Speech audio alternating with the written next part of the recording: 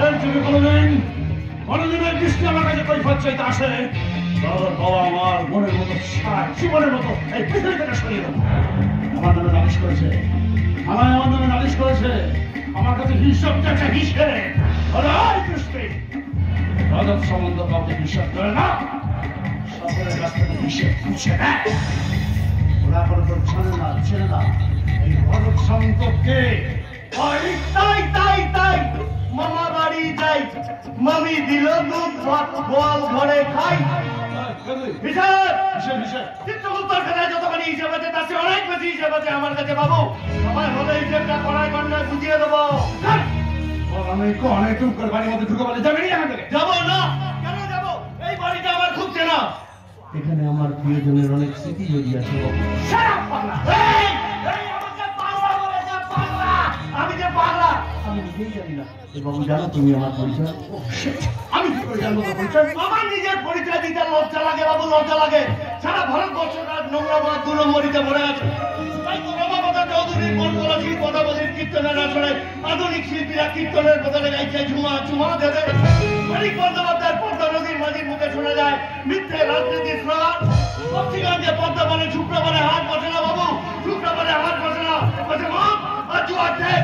আর সেই মদ আর জুয়ার থেকে বসে বন্দি আছে কেমন করে ভাই ভাইকে খুন করবে। ভাই ভাইকে খুন করবে, এই কথাটা আমাকে শোনাচ্ছে। তার মানে কি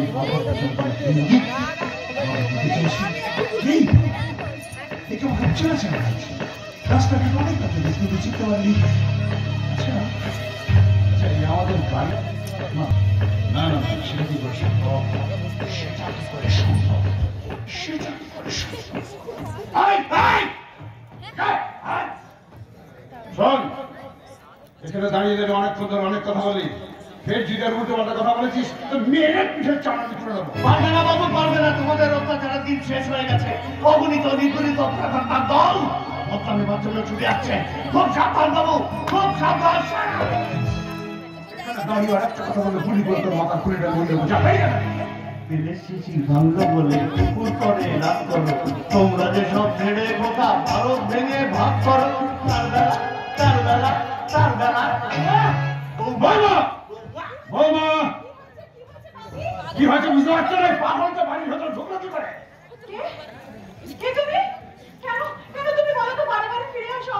তোমার দেখতে আছে, তুমি কেমন আছো? বৌমা তুমি ওকে চেনো না? একদম বেশি কথা বলো না, তাহলে তোমার অনেক বড় বিপদ হয়ে যাবে। তার চেয়ে বরং এখানে তুমি ভালো দেখো, সুখে দেখো, শান্তিতে দেখো। আমি বরং এখান থেকে পালাই। অতীত জীবন ছায়ার মতো চলছে পিছে পিছে, কখন মাসে শুয়ে যাচ্ছে নিচে নিচে, যাচ্ছে নিচে নিচে।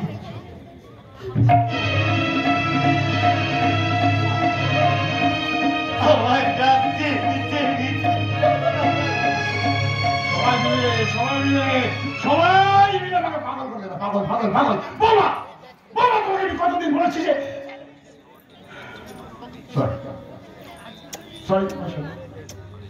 বৌমা তোমাকে আমি কতদিন বলেছি যে বাড়ির সদর দরজা তুমি সবসময় বন্ধ রাখবে। ও বুঝতে পেরেছি ওই ভজার মা নিশ্চয়ই কাজে আসেনি। না না ভাবি, ভজার মায়ের শরীর খারাপ তো, তাই 2 দিন ছুটি নিয়েছে। বাবা ঝড় বৃষ্টি আরো বলো কেন? শোনো বৌমা, আমি তো ঠাকুর জানানো যাচ্ছে, ওখানকার জানলা দরজাগুলো ভালো করে বন্ধ করে দিয়েছে। আর তুমি এখানকার দরজা জানা ভাঙা মতো বন্ধ করে দেবে, কিছু চিন্তা করো না, আমি ইচ্ছা আবার আসবো। ঠিক আছে ভাবি, তাড়াতাড়ি এসো কিন্তু তোমার ছেলের আমার আসতে দেরি হবে। বাহ চমৎকার, আমি শুধু বুঝতে পারছো মনে হচ্ছে আমি ছোটে কি ওই বৃষ্টি দেখেছি। বাহ কি দারুণ ওয়েদার। নীল নবঘনে আষাঢ় গগনে তিল ঠাইনার নাইরে ওগো আস্তরা যাসনে গোতরা যাসনে ঘরের বাহিরে। আমি রমণের বন্ধু, রমণ প্রায় ফোন করে আমাকে তাদের বাড়িতে আসার জন্য নিমন্ত্রণ করতো, কিন্তু তাদের এত চাপ আমি আসতে পারতাম না। আজ এদিকে এসেছিলাম, তাই ভাবলাম রমেনের সঙ্গে একটু দেখা করে যাই চলে এলাম। বেশ, তুমি যখন এসেই পড়েছো তুমি একটু বসো, আমি রমেনকে ফোন করে আসবো। না না না, রমেনকে ফোন করার কোনো দরকার নেই, রমেনকে ফোন করার কোনো দরকার নেই। আমি রমেনকে ফোন করেছিলাম, ও বললো ব্যবসার কাজে একটু বাইরে গেছে, ফিরতে একটু দেরি হবে। তুমি বসো, আমি তোমাকে চা করে আনি। আর আমি যাবি চা করে সময় নষ্ট করে কিনা, তার চেয়ে বরং ওই পুরনো হিসেবটা করে নিলে কি বলে তুমি? এসব কি বলছো? পুরনো হিসাব মানে? এ মা কচি খুবই কিছু বোঝে না, ওই পুরনো হিসেব মানে কিছুই বুঝতে পারছে না। আরে বাবা, তোমার বাবা অসুস্থ হয়ে পড়লো, তুমি আমার কাছে এসে কান্নাকাটি করলে, আমি তোমাকে 10,000 টাকা ধার দিলাম। আমি নিয়েছিলাম তোমার থেকে ধার, কিন্তু সেই ধার তো আমি করেই পরিশোধ করে দিয়েছি। আরে বাবা, আমি কি বলছি যে তুমি ধার পরিশোধ করে দাও? তুমি তো আসলটা দিয়েছো, কিন্তু সুদটা তো এখনো দাওনি। কি বললে তুমি? সুদ মানে? সুদ মানে তোমার এই ঘরে তো উপরে শুনছো, উপরে শুনছে আমি একটু সরকারে আছি।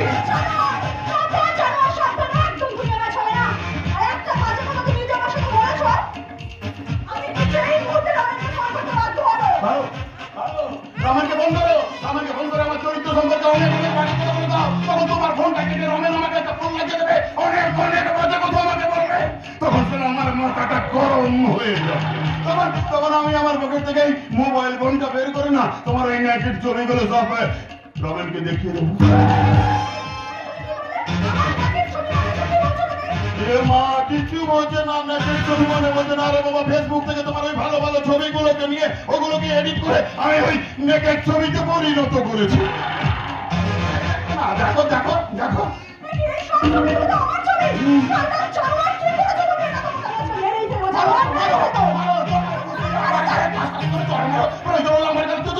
আমি কিছু বলবো না, আমি তো শুধু এই ছবিগুলোকে সোশ্যাল মিডিয়ায় ছেড়ে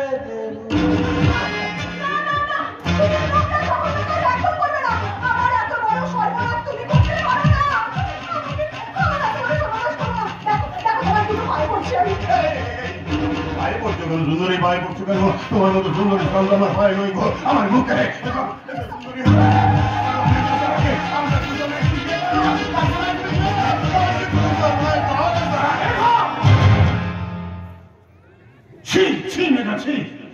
তোমাকে পুত্রবধূ বলে ভাবতে আমার লজ্জা করছে।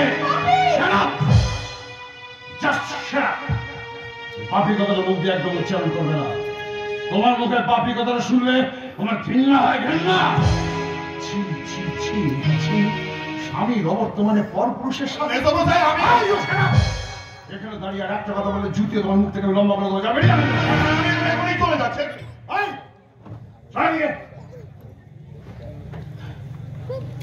তোকে যদি কখনো কোনোদিন আর আমার বাড়ির ত্রিসীমানায় দেখেছি, সেদিন কিন্তু তোকে আমি আস্ত রাখবো না। না, ও কোথাও যাবে না। ও আমার বন্ধু, আমার কাছে আমার বাড়িতে এসেছে, আর তাকে তুমি আমি ওকে চলে যেতে বলেছি, কারণ ও যে অপরাধ করেছে, ও যদি আর এক মুহূর্তে এখানে দাঁড়িয়ে থাকে, তাহলে ওর ঘাড় ধাক্কা দিয়ে আমি ওকে বাড়ি থেকে বার করে দেবো। কেন আমার জন্য নিজেরা নিজেদের মধ্যে ঝগড়াঝাটি করছিস বলতো, তার জন্য সমস্যা যখন এত করে বলছেন, তখন আমি এখান থেকে চলে যাই। চলে যাচ্ছি না? কোথায় চলে যাবি? কি আমার হবে? তুই চুপ করে দাঁড়িয়েছো না?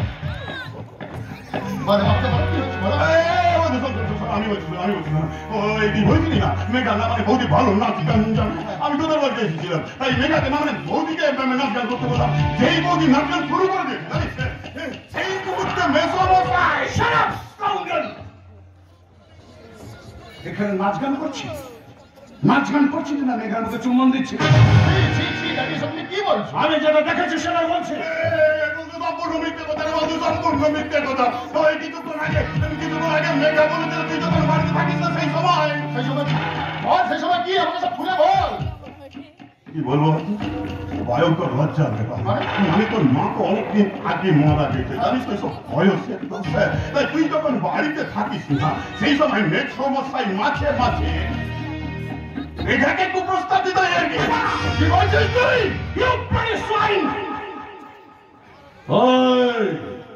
এখানে দাঁড়িয়ে আর একটা কথা বলে তোর জিভ থেকে আমি টেনে ছিঁড়ে ফেলবো, জানো?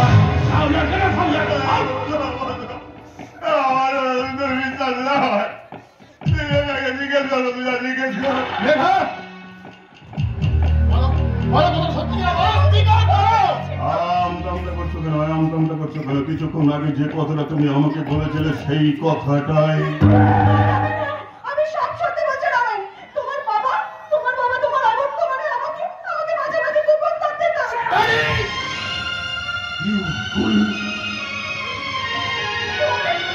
তোমার কাছে আজকে হাত জোড় করে একটা অনুরোধ করছিলাম, আমার কাছ থেকে আজকের পর তুমি আর কিচ্ছু জানতে সত্যি বলছি আমি আর কিচ্ছু জানি না রমেন, আমি জানি না জানি না জানি না।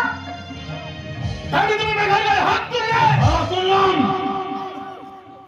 তুললাম আমি মেঘার গায়ে হাত তুললাম। ওই মেঘা শুধু আমার বৌমা নয় রে, ওকে যে আমি আমার সন্তানের থেকেও বেশি ভালোবাসি। ওই মেয়েটা কিনা আমার চরিত্রে কলঙ্ক লেখন করতে চাইল। ও কথাটা সত্যি বলে তোমার গায়ে লেগেছে তাই না? তুই কি বলছিস? থামো, আজ তোমার আসল চরিত্রটা মানুষের প্রকাশ হয়ে গেছে, তাই এরপর থেকে তুমি আমার বাড়িতে থাকতে পারবে না। বাড়ি বিষয় সম্পত্তি সবকিছুর মালিক তো আমি, রমেন সামন্ত। তাই আজ থেকে আমি যা বলবো তুমি ঠিক হাই তাই করবে। তুই ভুল করছিস, তুই ভুল করছিস, তোরা ভুল করছিস রমেন। আমি তো বাবা রে, তুই আমাকে বিশ্বাস কর, তুই আমাকে বিশ্বাস কর। তো বন্ধু, আরে সব তো বন্ধু ষড়যন্ত্র, সব বন্ধু ষড়যন্ত্র। তুই কথাটা মনে থাকে যেন। আমি চলে আয় বাড়ির ভেতরে।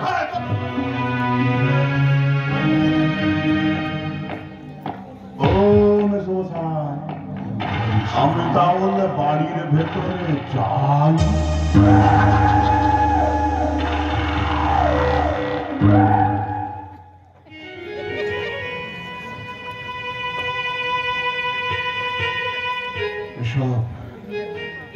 এসব আমার ভুল, আমার পাপ, এসব আমার পাপ। আমি বেশ বুঝতে পারছি। একটু করে হাজির হচ্ছে আমার দরজার গোড়ায়। ওই বৃষ্টি যদি কোনোদিন ফিরে এসে এই সম্পত্তি ভাগ চায়, সেই ভয়ে আমি আমার সমস্ত সম্পত্তি রমেনের নামে লিখে দিয়েছি। রমেন সেই সুযোগ নিয়ে আমার সাথে ব্ল্যাকমেইল করলো। এই লজ্জার কথা, এই যন্ত্রণার কথা, এই ঘৃণার কথা আমি কার কাছে বলবো? কার কাছে? ওই বৃষ্টি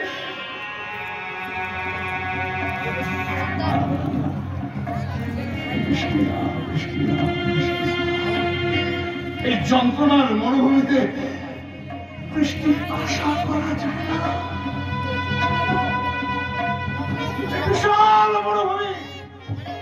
বিশাল মরুভূমির উত্তপ্ত বালিতে আমার সারাটা শরীর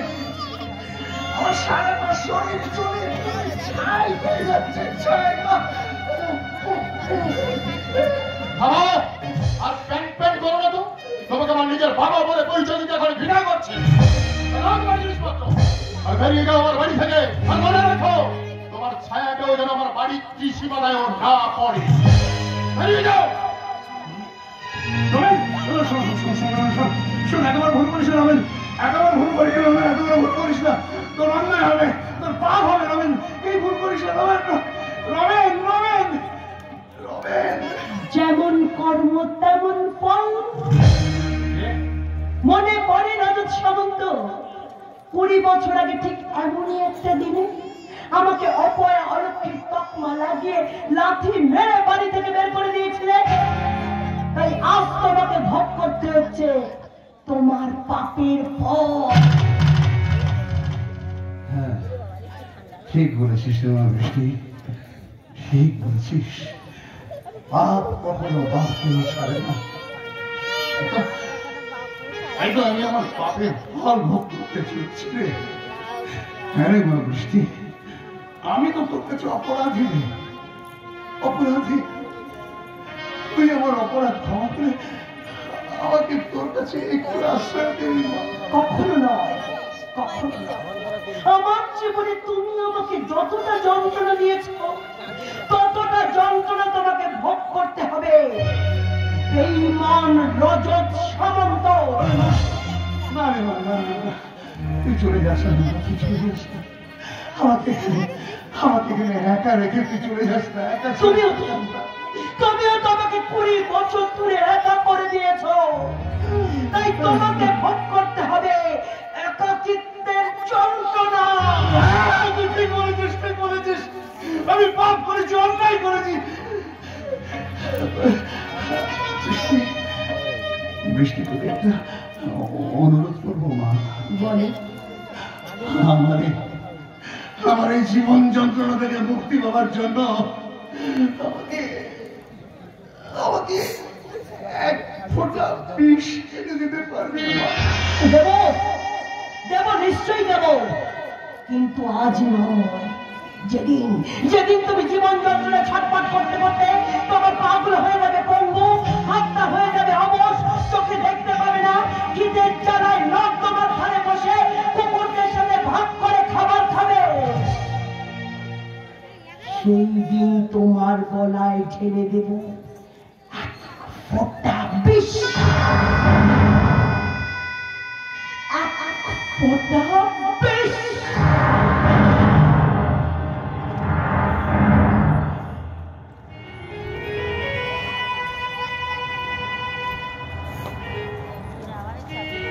বৃষ্টি চলে গেল,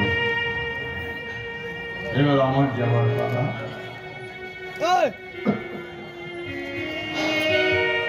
আর জীবন সায়নে এসে আমি বুঝতে পারছি মানুষের জীবনে বাঁচার প্রয়োজনে যতটুকু দরকার তার অতিরিক্ত চাহিদা থাকলেই আসে লোভ, লোভের পরে আসে পাপ, পাপের পরে হয় মৃত্যু।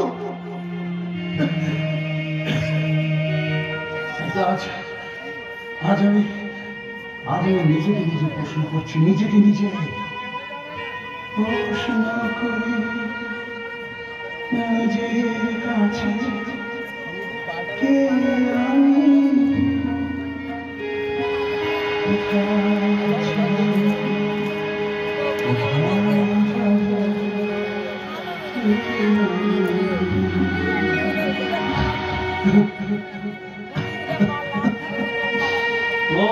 যাবো,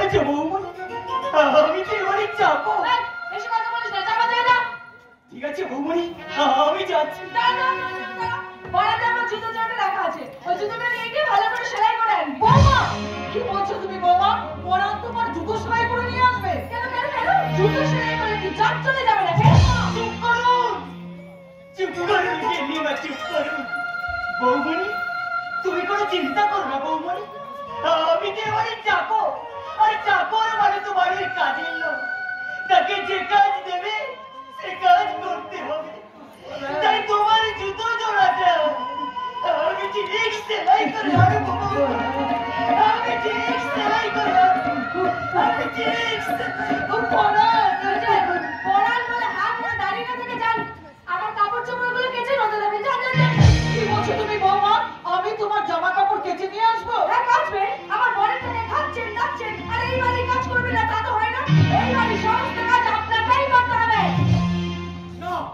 কোনো কাজ করবে তাহলে কে করবে? তুই করবি। আমি করবো। তুই করবি। লজ্জা করে তোর এই বয়সে নিজের পরনের জামা কাপড় নিজে না কেচে ঠিকঠাক শাশুড়ি মাকে কাটতে পারছি এই তুই চুপ কর। আমি চাই না আমাদের ফ্যামিলি ম্যাটারে কোনো বাইরের লোক ইন্টারফেয়ার করুক। আমি তোর কাছে বাইরের লোক বলার বাচ্চা মেয়ে কি বলতে তোমাকে কি বলে ফেলেছে ওর হয়ে আমি তোমার কাছে ক্ষমা চাইছি না থাকে খেতে দেবে কেন তাছাড়া স্বামী নেই যায় কেউ নেই তার বৌমা তুমি কিছু চিন্তা করো না আমি তোমার দেওয়া সমস্ত কাজ আমি করে দেবো বৌমা আমি করে দেবো। দাঁড়ান মসিমা আমি তো দাদা হয়ে আমি তোর কাছে হাত জোড় করে অনুরোধ করছি ওরে বোন এমন কাজ তুই করিস না এই যে দাদা মাইকুট আমি তোকে দাদা বলে মানি না তুই আমার অনেক ক্ষতি করেছিস আমি তোর অনেক ক্ষতি করেছি হ্যাঁ করেছিস আবির আমাকে সব কথা বলেছে ওই বাকি করা চাষিগুলোকে তুই চাষের জন্য ফিরিয়ে দিয়েছিস বেশ করেছে, ফিরিয়ে দিয়েছে, বেশ করেছে। আজ তো শুধু ওই বাগদিপাড়ার বর্গা চাষিগুলোকে জমি ফিরিয়ে দিয়েছে। তবে খুব তাড়াতাড়ি এই বর্গা জমিগুলো বর্গা চাষিদের নামে বিনা খরচে রেজিস্ট্রি করে দিতে হবে। আপনাদের মা ছেলের প্ল্যানিংটা আমি খুব ভালো করে বুঝতে পেরে গেছি তাই নাকি? আপনাদের মা ছেলের প্ল্যানিং আবিরকে ঢুকিয়ে মোটা অঙ্কের টাকা আত্মসাৎ করা কি বলছো সব তুমি কি বলছো বাবা বলবেই তো, কারণ এতক্ষণে জানলাম যে ওই ছেলেটা ওই জানোয়ারটার মাথাটাকে চিবিয়ে চিবিয়ে খেয়ে ফেলেছে, তাই আজ ধরাকে সরাগান করছে। আকাশের নামে আর একটা বাজে কথা বললে আমি তোর দলে বসিয়ে দেবো এক থাপ্পড় কি বলছো তুমি বৌমা আকাশ চরিত্রহীন মানে কি ওই ঘুমসি বেচারা মেয়েটাকে বাড়িতে এনে রেখেছে পাড়ার লোকেরা বুঝে বুঝে ফুসে ফুসে করে কথা বলছে পাড়ার লোকেরা যদি কিছু বলে সেটা ওরা বুঝে নেবে তাতে তোমার কি যায় আসে আমার শোনা যাচ্ছে ও, তার মানে আমি একটা ব্যাচেলার মেয়েকে ঘরে রেখেছি বলে পাড়ার লোকের কাছে তোমার মান সম্মান নষ্ট হয়ে যাচ্ছে। আর তুমি কি করেছিলে? না, তুমি যে কুমারী বেলায় গর্ভে সন্তান ধারণ করেছিলে তাতে বুঝি পাড়ার লোকের কাছে মান সম্মান নষ্ট হয়নি? যত বড় মুখ না যত বড় কথা এক্ষুনি জুতো মেরে আমি তোমার মুখে সাবধান নেহাতে আমি তোমার মতো আনকালচার নই তা না হলে তার যে মুখ দিয়ে ভদ্র মানুষের গায়ে কলঙ্কের কালি ছেটাচ্ছ সেই মুখে আমি আমার পায়ের জুতো মেরে তোমাকে বুঝিয়ে দিতাম আকাশ মুখার্জি চরিত্রহীন নয় তুমি নিজে একটা চরিত্রহীনা আমাকে এত বড় অপমান আমি আজকেই আবিরকে বলে তোকে বাড়ি থেকে ওহ না। দিস ইজ মাই চ্যালেঞ্জ তুইও শুনে যাও না আমি বেঁচে থাকতে তুই কিছুই করতে পারবি না আকাশ আকাশ ওর কথা কিছু মনে কর না ভাই এবার কেন করবো? ওরে অধঃপতনের জন্য আমি দায়ী বাপ মেয়েটার কথা চিন্তা না করে আমি দিন রাত মদ খেয়ে ঘুরেছি ওকে আমি সুশিক্ষায় শিক্ষিতা করতে পারিনি তাই আজ অনেক বেশি অর্থের অহংকারে ও সবাইকে অসম্মান করলো কিন্তু আমি তো দাদা ছোট বোন হাজার অন্যায় করলেও তাকে তো আমি দূরে সরিয়ে দিতে পারি না তাই অহনার হয়ে আমি তোমাদের সবার কাছে ক্ষমা চাইছি ভাই কি করছো মমতা? না না না না, সব ঠিক আছে, সব সব সব মমতা শান্ত হও, আমি বলছি শান্ত হও। আকাশ এই আকাশ হ্যাঁ, মা। এতদিন তুমি ভেবে দেখিনি রে ভেবে দেখো নি মা? এই মন থেকে সমস্ত দ্বিধা দ্বন্দ্ব ভুলে গিয়ে হ্যাঁ। এই মুহূর্তে মা বিশালা কি সিঁদুর নিয়ে তুই ঝিপড়ি সিঁথিতে পরিয়ে দিয়ে রে না না না না না না, এটা হয় না। কেন হয় না না, সে কথা আমি তোমাদের কাউকে বলতে পারবো না। মায়ের কথা তুই শুনবি না না মা, তুমি আমাকে ক্ষমা করে দাও মা। তাকিয়ে দেখো সম্মুখে তোমার অসহায় মা দাঁড়িয়ে আছে তার বিশ্বাসের মর্যাদা তুমি দেবে না কেমন করে মর্যাদা দেবো? আমি চাই বড় নিরুপায়। আমার বিশ্বাসটাকে তুই ধুলোয় মিশিয়ে দিতে চাইছিস মাগো বলো না মা, আমি তোমার বিশ্বাস ধুলোয় মিশিয়ে দিতে চাইনি মা। আমার বিশ্বাস করো, ওই ধুলোটা ছেঁকে ছেঁকে আমি তোমাদের জন্য খুঁজে আনার চেষ্টা করছি একটা আসল হিরে। আমার আশা আকাঙ্ক্ষা কল্পনার স্বর্গটাকে ভেঙে খান খান করে দিচ্ছ অবসান হয়ে গেল আমার মানসিক যন্ত্রণা। পাকে নেমে সারা গায়ে পাক পাচ্ছিস তাই না রে তুলাঙ্গন মা, কি বলে তুমি? আমি পাকে নেমে পাক পাচ্ছি? না মা না, বিশেষ করে আমি পাকে নেমে সারা গায়ে পাক পাকিনি মা, পাক পাকিনি বড় নর্দমায় নেমে ওই নর্দমার পাকটাকে ঘেঁটে ঘেঁটে সেখান থেকে তোমাদের জন্য খুঁজে আনার চেষ্টা করছি একটা ফুটন্ত পদ্ম ফুল। এতক্ষণে বুঝলাম সত্যি সত্যি তুই তুই একটা চরিত্রহীন।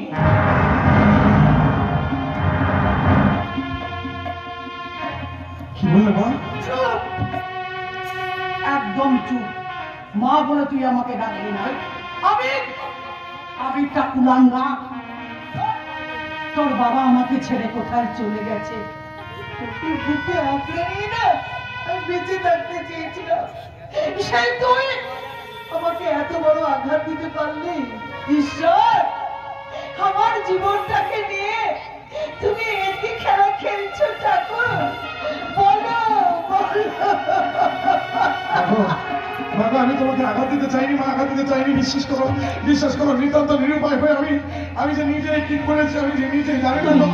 তুমি একটা কাপুরুষ, মায়ের কথা রাখতে পারলে না কেন? কেন পারবে না? আমাকে তোমার পছন্দ নয় নাকি আমি তোমার যোগ্য নই? কেন বুঝতে পারছো না যে কতটা আমি তোমাদের কারো কাছে বলতে পারবো না? তবু তোমাকে আজ বলতে হবে কেন তুমি আমার স্মৃতিতে সিঁদুর পরাতে পারবে না?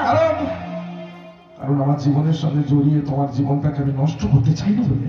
তুমি তো আমাকে ভালোবাসো। রজনী, আমি কেন তুমি তোমার জীবনের সাথে আমাকে জড়াতে চাইছো না?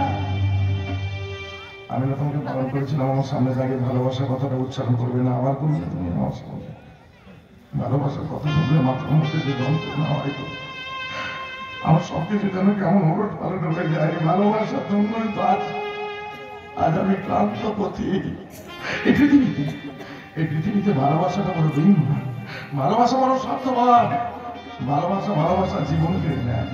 আমার জীবনটাকে ভালোবাসাই তো অন্ধকারে নামিয়ে দিয়েছে। আমি কোনোদিন আর কাউকে ভালোবাসবো না রজনী দেবী, আর কাউকে ভালোবাসবো না, কাউকে না। আমি তোমার কিছু অনুরোধ করছি, দয়া করে তোমার এই ভালোবাসার সুন্দর গালি নিয়ে তুমি আমার জীবন থেকে ফিরে যাও। আমি পারবো না তোমার ভালোবাসার মর্যাদা দিতে। তুমি আমাকে ক্ষমা।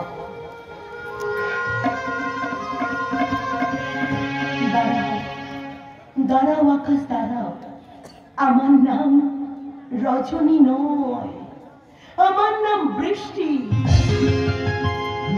হ্যাঁ, আমরা ছিলাম দুই বোন। আমার নাম ছিল বৃষ্টি আর আমার ছোট বোনের নাম ছিল মিষ্টি। 20 বছর আগে আমার বয়স যখন 15, তখন আমার ছোট বোনের বয়স 12। আমাকে হোস্টেলে রেখে আমার মা বাবা ছোট বোনকে নিয়ে ওই দার্জিলিং পাহাড়ে ঘুরতে গেছিল। ঠিক পরের দিন খবর আসে গাড়ি অ্যাক্সিডেন্টে ওরা 3 জনই মারা গেছে। সেই খবর শুনে আমি যখন হোস্টেল থেকে বাড়ি ফিরি, তখন আমাকে অপয়ালকের তকমা লাগিয়ে লাঠি মেরে বাড়ি থেকে বের করে দেয় আমার কাকা রজত সামন্ত। তারপর আমাদের গাড়ির ড্রাইভার ভোলা দাস সহযোগিতায় উচ্চ শিক্ষায় শিক্ষিত হয়ে চাকরির সূত্রে যাই যশবন্তপুর। কয়েক বছর পর গোপন সূত্রে খবর পাই একজন ব্যক্তি পাহাড় থেকে ঝিমলি নামে একটা অ্যাবনর্মাল মেয়েকে নিয়ে এসে তার বাড়িতে রেখেছে। এই ঝিমলি হুবহু আমার মতো দেখতে। তখন আমার দৃঢ় বিশ্বাস হয় এই ঝিমলি হচ্ছে 20 বছর আগে হারিয়ে যাওয়া আমার একমাত্র বোন মিষ্টি। আর মিষ্টিকে খুঁজে পাওয়ার জন্য আমি যশবন্তপুর থেকে হাওড়া স্টেশনের উদ্দেশ্যে রওনা দিই।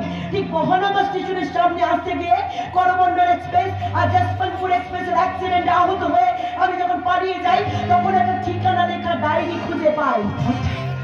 কি বলে ডায়েরি? মানে সেই ঠিকানা লেখা ডায়েরিটা সেই ব্যক্তিরই ছিল যে ব্যক্তি পাহাড় থেকে ঝিমলি নামে অ্যাবনর্মাল মেয়েকে নিয়ে এসে তার বাড়ি কলকাতাতে রেখেছিল। না, আমি বলছিলাম মানে ঠিকানা লেখা, মানে গাড়িতে যে ঠিকানাটা লেখা ছিল সেই ঠিকানা লেখা ব্যক্তির নামটা কি? সেই ব্যক্তির নাম আকাশ মুখার্জি। হ্যাঁ, তার মানে ডায়েরিটা তুমি পেয়েছিলে? দেখো, সেদিন যেদিন করমণ্ডল রেলে আমি ছিলাম, হ্যাঁ দুর্ঘটনা হয়েছিল। যখন করমণ্ডল রেলের ওই অ্যাক্সিডেন্ট হয়েছিল, আমিও গাড়ির ধাক্কায় আহত হয়ে পড়েছিলাম। তারপর যখন সেখান থেকে পালাতে গেলাম, তখন যেন মনের অজান্তে মানে আমার ব্যাগ থেকে ডায়েরিটা মানে পড়েই রয়ে গেছিল। আচ্ছা, ডায়েরিতে লেখা ছিল আমার নাম, ঠিকানা এবং জীবনের কিছু ঘটনা। আর সেই ডায়েরিটা পাওয়ার পর জীবনের ঘটনাগুলো পড়ে মুখস্থ করে আজকে ঠিকানা ধরে আমার বাড়িতে এসে আমাকে ধরার চেষ্টা করছো, তাই না?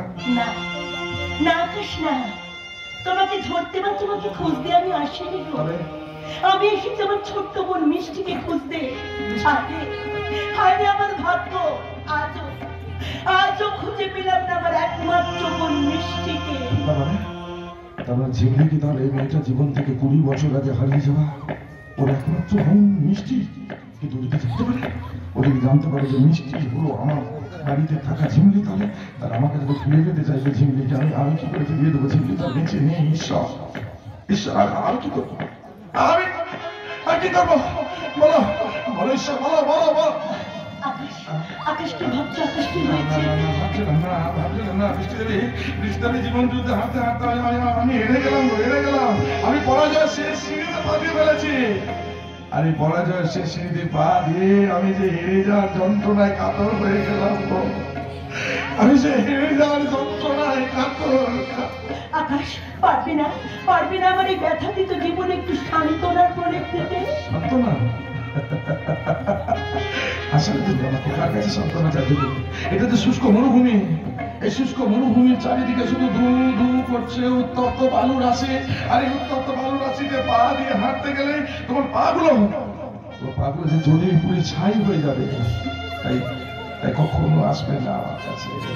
এই মরুভূমিতে, এই শুষ্ক মরুভূমির মাঝে এক পশলা বৃষ্টির আশা করে কি লাভ? বৃষ্টি দেবী, কোনো লাভ হবে না, কিছু না। আকাশ, লাভ লোকসানের হিসাব কষবার জন্য 15 বছর বয়স থেকে হাঁটতে হাঁটতে আজ আমি বড় ক্লান্ত। ভুলে যাবো আমার বোনকে, ভুলে যাবো আমার মা বাবাকে। পারবে না তুমি আমাকে একটা নতুন জীবন দান করতে? না না না না, আমি পারবো না। আমি কেমন করে তোমার নতুন জীবন দান করবো? আমার জীবনটাই তো অন্ধকার অতল গহ্বরে তলিয়ে গেছে। আমার সঙ্গে আমার হাত ধরে হাঁটতে গেলে অন্ধকারের মাঝে হাঁটতে হাঁটতে চলার সময় যখন তোমার পায়ের মধ্যে হোঁচট খাবে, তখন পারবে সেই তীব্র যন্ত্রণাটা সহ্য করতে? পারবো। ভালোবাসার জন্য আমি সব পারবো। তাহলে আমার হাতে হাত রাখো। তোমার জীবনটাও যে অন্ধকারে জ্বলে গেছে, আমার জীবনটাও সেই অন্ধকারে। দুজনের অন্ধকার জীবন নিয়ে আমরা দুজনেই হাঁটবো। আলো পাড়ি দিতে নদী হাল ভাঙে যদি ছিন্ন পালের কাছে, মৃত্যু মুখে দাঁড়ায় জানিব তুমি আছো, আমি আছি। তুমি আছো, আমি আছি। বৃষ্টি, বৃষ্টি, আকাশ, বৃষ্টি।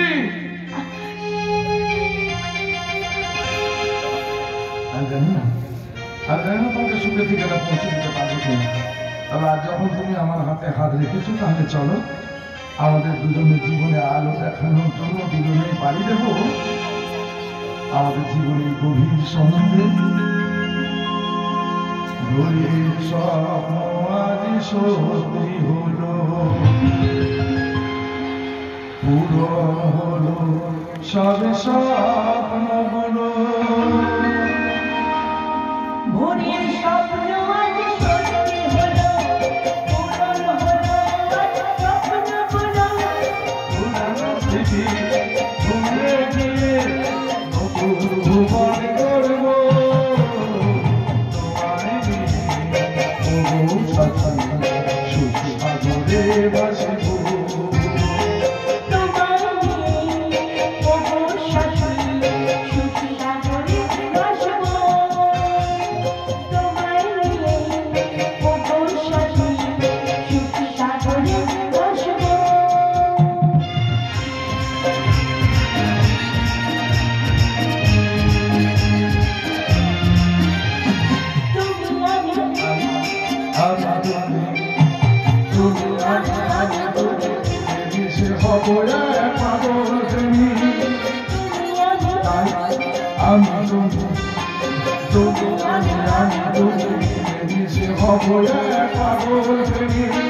সুখে দুঃখে আমরা দুজন এক হয়ে থাকিব। লতার মতো বুকে ধরে আজীবন শুধু রাখব।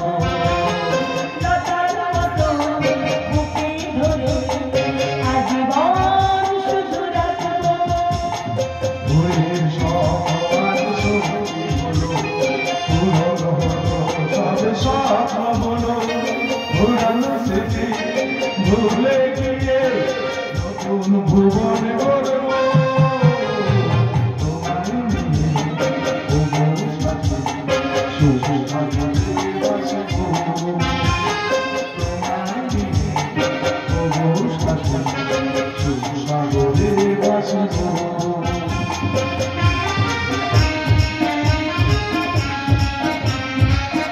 পাপে মৃত্যু, লোভে পাপ, পাপে মৃত্যু, লোভে পাপ, পাপে মৃত্যু, গো মৃত্যু। কথাগুলো ভাবছে হিয়ারি করলে আমি ভীষণ বিপদে পড়েছি, টাকাটা আমার ভীষণ প্রয়োজন, না হলে আমার ব্যবসার ক্ষতি হয়ে যাবে। আরে বাবা, তোমার বিপদের কথা ভেবেই তো আমি ভাইপো টাকাটা সঙ্গে করে নিয়ে এসছে।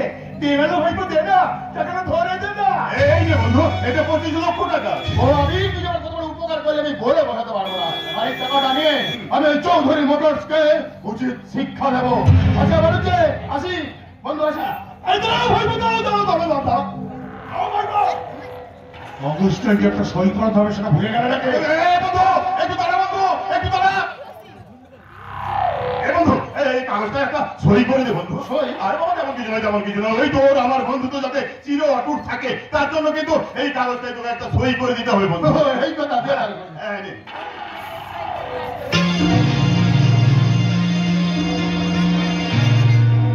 ঠিক আছে? হ্যাঁ বলছে আসি তাহলে। হ্যাঁ আসি বন্ধু। হ্যাঁ ভালোভাবে যাস বন্ধু, ভালোভাবে যাস, ভালোভাবে যাস। আরে যা না চালানে, যা যা যা। ও ভাইপো, এই কাগজটায় কত টাকা সই করালে গো? কেন 25 লক্ষ? আমার না, 25 লাখ নয়, 25 লাখ নয়। তবে বল 25 কোটি। 25 কোটি? হ্যাঁ না, হ্যাঁ। ভাইপো, এই 25 লাখের ভিতরে কটা শুল্ক বসলে 25 কোটি হইলো? কেন দুশো লক্ষ? দে না, না, দুটো শুল্ক তুই দে না। এই আমি দুটো শূন্য বুঝে দিলাম। 25 কোটি টাকার বিনিময়ে রমেশ সামন্ত টোটাল প্রপার্টিটা আমাদের হাতের মুঠোয়।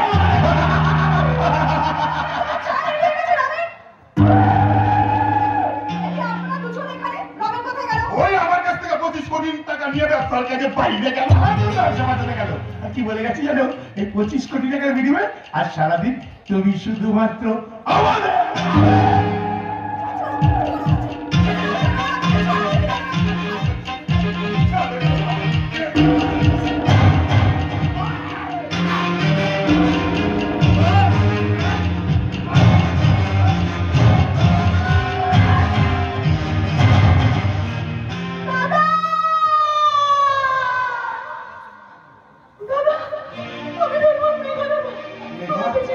আমি তোকে চিন্তা করি কি বলছি?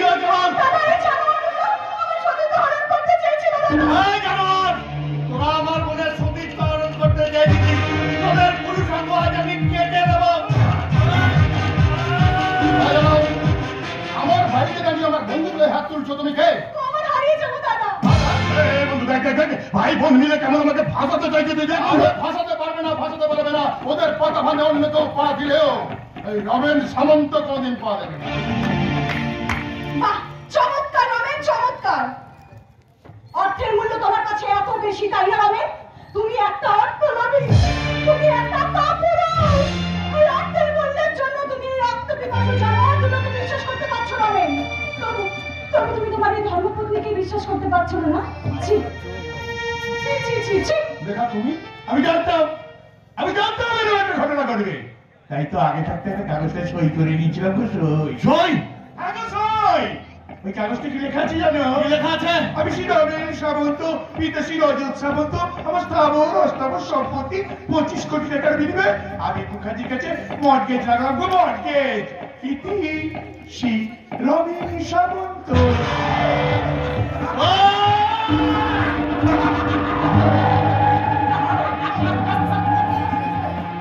আবির আবির তুই যাস না, আবির সম্পূর্ণ মিথ্যে, সম্পূর্ণ মিথ্যে। তোর পাপ লাগবে না, পাপ লাগবে। পাপ কিসের লোক? মূল্যবান মূল্য। আমি জটাধর বারুজ্জে জনদরদী নেতা। প্রয়োজনে স্বামী বেঁচে থাকলেও স্ত্রীকে পাইয়ে দিই বিধবা ভাতা গো, বিধবা ভাত। শেষ করে দেবো। শয়তানি, তোর জন্য আমার কোনো সর্বনাশ হয়ে গেল। আমার বাড়ি গাড়ি বিষয় সম্পত্তি সব ভাগছাড়া হয়ে গেল। তোকে আমি বাহ বাহ বাহ বাহ, চমৎকার চমৎকার চমৎকার চমৎকার। সহধর্মিনীর গায়ে হাত তুলে স্বামী বুঝিয়ে দিতে চাইছে আজকের এই পুরুষ শাসিত সমাজে স্ত্রীর থেকে স্বামীরা বেশি দামি। তুমি কেন এসেছ এখানে? কেন তুই অবাক হয়ে যাচ্ছিস না আমি কি করে বেঁচে আছি? রমেন রমেন, তুই সেদিন আমাকে বাড়ি থেকে তাড়িয়ে দিয়েছিলি আমার চরিত্রে কলঙ্ক লেপন করে তোর বন্ধুর কথায়। আমি সেদিন কাঁদতে কাঁদতে বাড়ি ছেড়ে চলে গিয়েছিলাম। দীর্ঘদিন রাস্তায় রাস্তায় ঘুরে বেরিয়েছি। প্রত্যেকটা মানুষের কাছে আমি দুমুঠো অন্ন ভিক্ষা চেয়েছি, এক মুঠো অন্নকে আমাকে ভিক্ষা দেয়নি। কত লোকের কাছে আমি একটি চাকরির আশায় গিয়েছিলাম, কেউ আমাকে কোনো চাকরি দেয়নি। বলছি মেসমশাই, আপনার বয়স হয়ে গেছে, আপনি বাড়ি থেকে রেস্ট নিন। রমেন রমেন, পেট তো খিদের জ্বালা শুনবে না। তো আমি আমার মা সম্মান আমি যত সব কিছুকে বিসর্জন দিয়ে আমি হকারের পথ বেছে নিয়ে আমি ট্রেনে, বাসে, হাটে, বাজারে আমি বই বিক্রি করতাম। বই যেদিন দুটো বই বিক্রি হতো সেদিন দুমুঠো খেতাম, যেদিন বই বিক্রি হতো না সেদিন উপোস করে কাটিয়ে দিতাম। জানিস, আজ শিমুলপুর স্টেশনে বই বিক্রি করতে গিয়ে আমার মাথাটা কেমন যেন ঘুরে গেল। হ্যাঁ, আমি চোখের সঙ্গে সবকিছু আবছা আবছা আবছা ঝাপসা ঝাপসা দেখতে পাচ্ছি। হ্যাঁ, কিন্তু কানে ভেসে আসছিল, ভেসে আসছিল একটা ছুটন্ত ট্রেনের একটা বিকট আওয়াজ। আমি সেই আওয়াজ শুনতে করতে পারছিলাম না, আমি সেই আওয়াজ শুনতে করতে পারলাম। আমি সেখানে পড়ে গেলাম।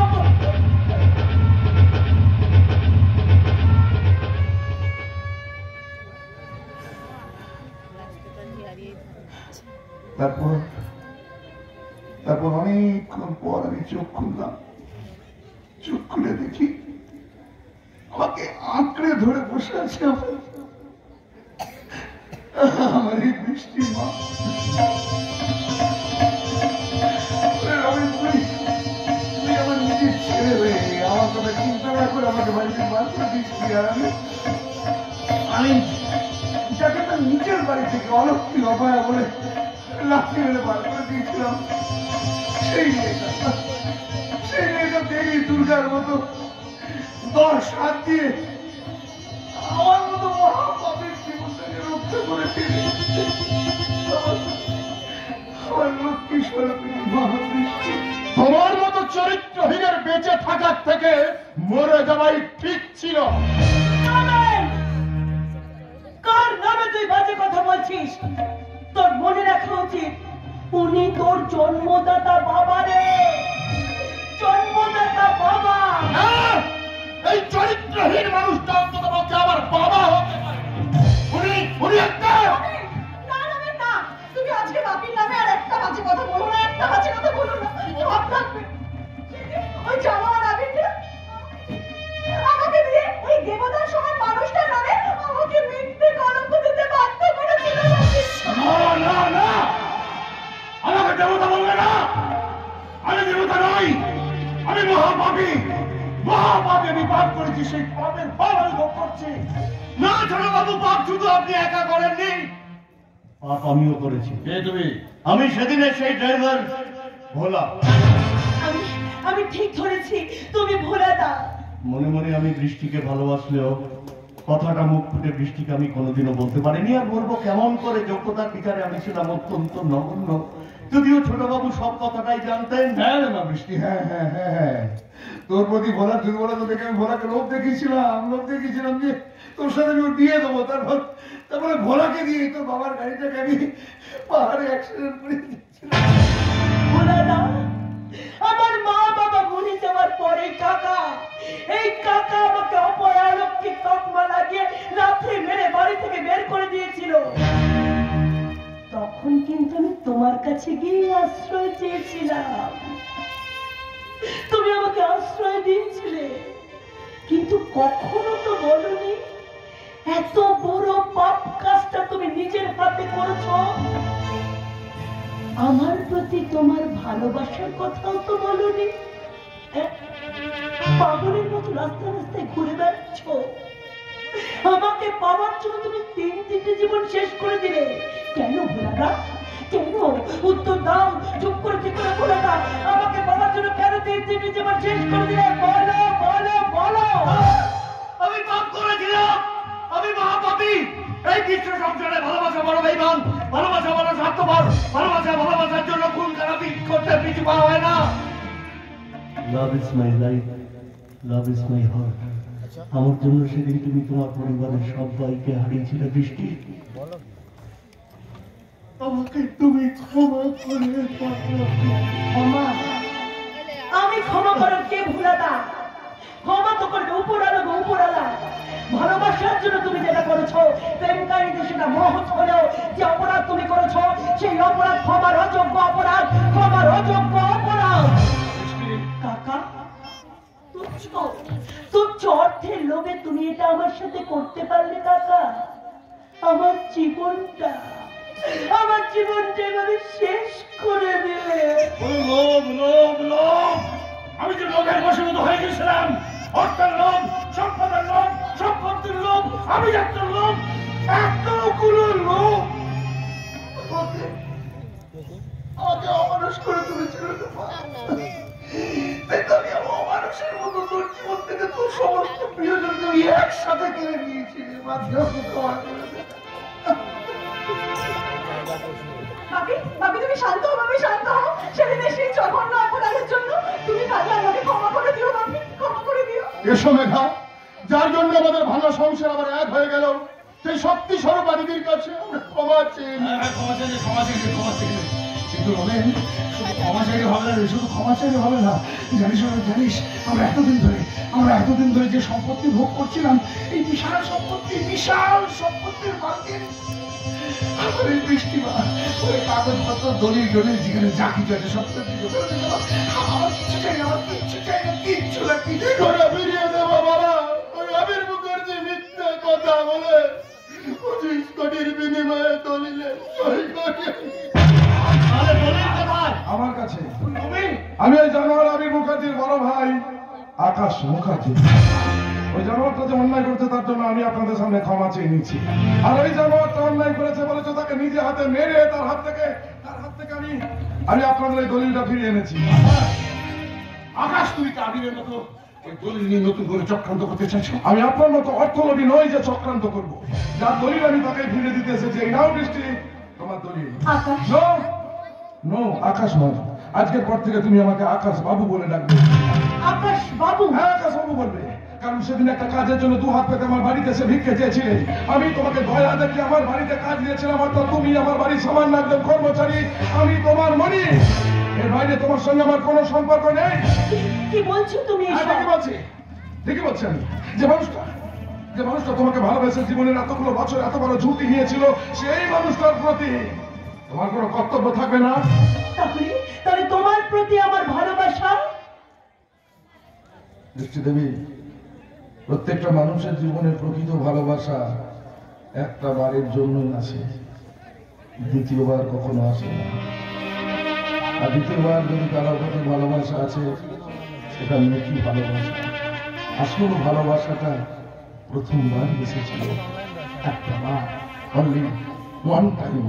আকাশ, আমার জীবনে প্রথম ভালোবাসা তো তোমার প্রতি এসেছিল। আমার প্রতি যদি তোমার জীবনের প্রথম ভালোবাসা হবে, তাহলে ওই মানুষটাকে, এই মানুষটাকে তোমাকে ভালোবাসা সারাটা জীবন শুধু চোখের জলই ফেলে যাবে। আমি ভোলাটাকে কোনোদিনও ভালোবাসিনি। মিথ্যা কথা বলছো তুমি। মিথ্যে। না, তার প্রভু বৃষ্টিদেবী মিথ্যে কথা বলছে না। আমাদের দুজনের ভালোবাসা ছিল একতরফা। আর তাই যদি না হতো, আমাকে একা ফেলে চাকরির উদ্দেশ্যে জসপানপুরে চলে যেতে পারতো না। আপনি শাক দিয়ে মাছ রাখার চেষ্টা করছেন, তাই না বলা বাবু? ধরা পড়ে যাওয়ার পর শাক দিয়ে মাছ রাখছেন। আমি ধরে ফেলেছি আপনার এই প্রেম, আপনার অমন প্রেম, ছিল অবিচ্ছেদ্য প্রেম। আপনাদের এই প্রেম এই পৃথিবীর বুকে নজির সৃষ্টি করেছে। কারণ কি জানেন বলা বাবু? আজকের দিনে প্রেম মানে তো নোংরামি, ভালোবাসা মানেই তো শয্যার সঙ্গী নিয়ে। এই সমাজের ইয়াঙ্কি কাজের ছেলেরা সকালবেলা একটা মেয়েকে ভালোবাসার নাম করে পার্কে নিয়ে গিয়ে আইসক্রিম খাচ্ছে, দুপুরবেলা অন্য একটা মেয়েকে ভালোবাসার নাম করে তাকে নিয়ে গিয়ে লাঞ্চ করছে, আবার রাত্রেবেলা অন্য একটা মেয়েকে ভালোবাসার নাম করে সেই মেয়েটাকে হোটেলের বেডে শুয়ে তাকে সাজাচ্ছে শয্যা সঙ্গিনী। এই তো ভালোবাসা। সারা পৃথিবীর বুকে চলছে ভালোবাসার নামে নোংরা নোংরা নোংরামি খেলা। ঠিক তেমন এই সমাজের বড় বড় নেতা কিংবা মন্ত্রীরা একাধিক অসহায় মহিলাকে ভালোবাসার নাম করে তাদেরকে আলাদা আলাদা কোয়ার্টারে রেখে তাদেরকে নিয়ে স্ফূর্তি করছে স্ফূর্তি।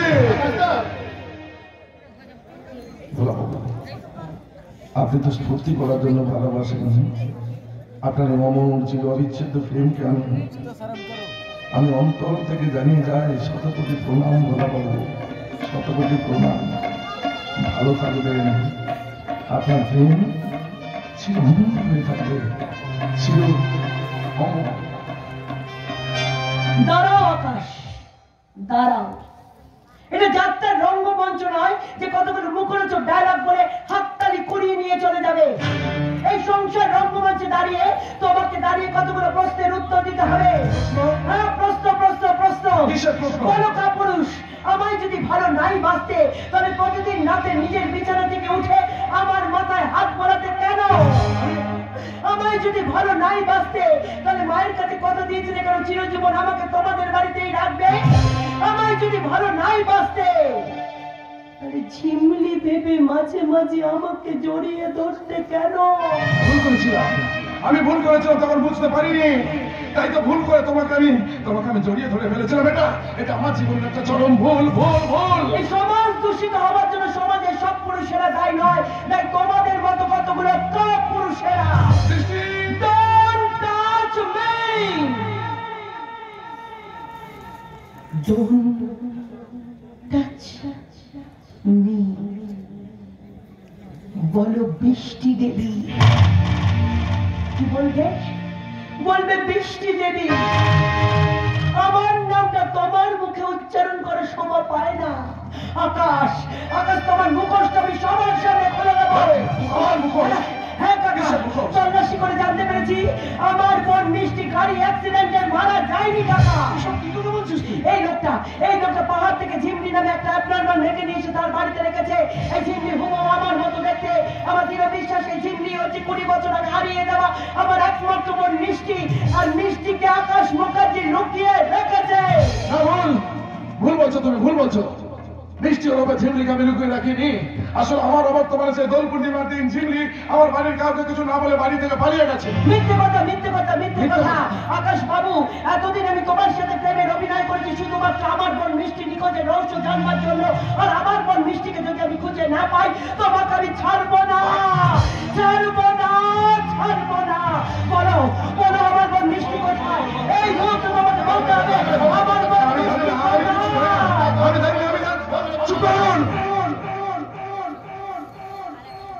চুপ করুন সবাই। সবাই আজকে আমার কাছে চাইছেন মিষ্টি ওরফে ঝিমলিকে ফিরে পেতে দেন। কিন্তু কেমন করে আপনাদের সামনে ঝিমলিকে ফিরিয়ে দেব? ঝিমলি আর বেঁচে নেই।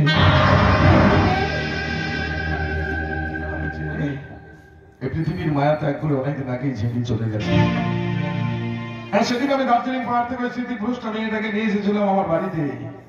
আর বাড়িতে এনে 6 মাস ধরে চেষ্টা করেছিলাম ভালো করে কথা বলা শেখাবো, ভালো করে হাঁটা চলা শেখাবো, গান বাজনা শেখাবো। আর শেখাতে ঠিক 6 মাস পর আমার একটা বিশেষ কাজের জন্য আমি গুজরাট যাওয়ার উদ্দেশ্যে বাড়ি থেকে সেদিন রওনা দিয়েছিলাম সন্ধ্যা 7টার সময়। সেই দিনটা ছিল পূর্ণিমা তিথি। সেই দোল পূর্ণিমার দিন সন্ধ্যা 7টায় রওনা দিয়ে হাওড়া স্টেশনে পৌঁছে গেলাম রাত্রি 9টায়। আমি স্টেশনে বসেছিলাম। যখনই ঝিমলির জন্য মন খারাপ হয়েছিল তখনই পকেট থেকে একটা মোবাইল ফোন বের করে আমি ভিডিও কল করেছিলাম। আর ভিডিও কলের মাধ্যমে দেখেছিলাম আমার বাড়ির ছাদের উপরে দাঁড়িয়ে ঝিমলি যখন গাইছিল ওঠে চাঁদটা কাঁপে বুক, তো আমার শেখানো গানটা মনে হচ্ছিল ঝিমলি মোবাইলের মধ্যে নিয়ে আমার সামনে আছে। আমি ছুটে গিয়ে জড়িয়ে ধরে বলবো, ঝিমলি তুমি শুধু আমার। তখনই ঝিমলি জীবনে ঘটেছিল একটা ভয়ঙ্কর দুর্ঘটনা। বলবো আপনাদের সামনে, বলবো সে ভয়ঙ্কর দুর্ঘটনার কথা। সেদিন ঝিমলি তখন ছাদের উপরে দাঁড়িয়ে গান গাইছিল, তখন পেছন থেকে পা টিপে টিপে আমার বাবা নামের জানোয়ার সাগর মুখার্জি এসে আমার বাগদত্তা ঝিমলির উপর করেছিল পাশবিক অত্যাচার। তুমি মর্মান্তিক দৃশ্যটা ভিডিও কলের মাধ্যমে নিজের চোখে দেখেছো? দেখেছি কাকা বাবু, দেখেছি। ঘৃণা হয়েছিল, ওই জানোয়ারটার প্রতি আমার ঘৃণা জন্মেছিল, মাথা যন্ত্রণা হচ্ছিল, আমি অজ্ঞান হয়ে অনেকবার করেছিলাম। তারপর যখন জ্ঞান ছিল তখন গুজরাট যাওয়ার ট্রেনটা আমাকে ছেড়ে বেরিয়ে গেছে। আমার মনে পড়ে যাচ্ছিল সেই ভয়ঙ্কর দুর্ঘটনার কথা। তাই তো আমি গুজরাট না গিয়ে ভোর রাতে আমার বাড়িতে ফিরে এসেছিলাম, মুখে একটা কালো কাপড় বেঁধে, সারা শরীরটা কালো কাপড়ে বেঁধে আমি বাড়িতে ফিরে এসে বলেছিলাম, জিমলি চলো এই মুহূর্তে থানায় চলো, থানায় গিয়ে সব ঘটনা বলবে, তাহলে পুলিশ আমার বাবাকে গ্রেফতার করবে। আমি জিমলিকে বোঝাচ্ছিলাম, বোঝাতে সকাল হয়ে গেল, পাড়ার লোকেরা সবাই দৌড় খেলায় নেমে উঠেছিল। আমি তখনও সবার অলক্ষে জিমলিকে বোঝাচ্ছিলাম, বললাম জিমলি দেরি করো না, চলো চলো থানায় চলো চলো। জিমলি যাচ্ছিল।